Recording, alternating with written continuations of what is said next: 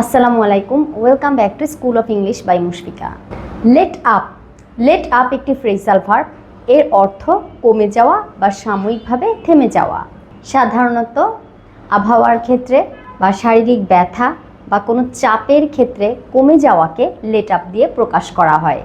বৃষ্টি হালকা হচ্ছে। The rain is letting up. The rain is letting up. বৃষ্টি কমে গেল। The rain let up. The rain let up. মনে হচ্ছে বৃষ্টি তাড়াতাড়ি থেমে যাবে। Looks like the rain is going to let up soon. Looks like the rain is going to let up soon.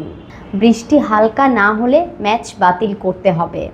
If the rain doesn't let up, the match may have to be abandoned. The match may have to be abandoned. তোমার কি মনে হয় বৃষ্টি থামবে? Do you think the rain will let up? Do you think the rain will let up? অনেকে হয়তো বলবে যে এই বাক্যটা এভাবেও বলতে পারি, do you think the rain will stop? হ্যাঁ, এভাবেও তোমরা বলতে পারো, কিন্তু এই লেসনটাতে আমরা লেট আপের ব্যবহার শেখাচ্ছি।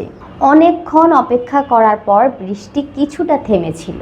After waiting for a long time, the rain let up just a little.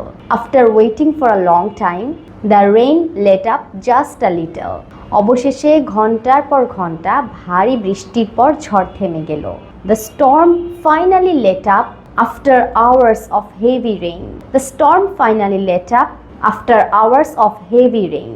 আমার পিঠে ব্যথা এখনো কমেনি। The pain in my back hasn't let up yet.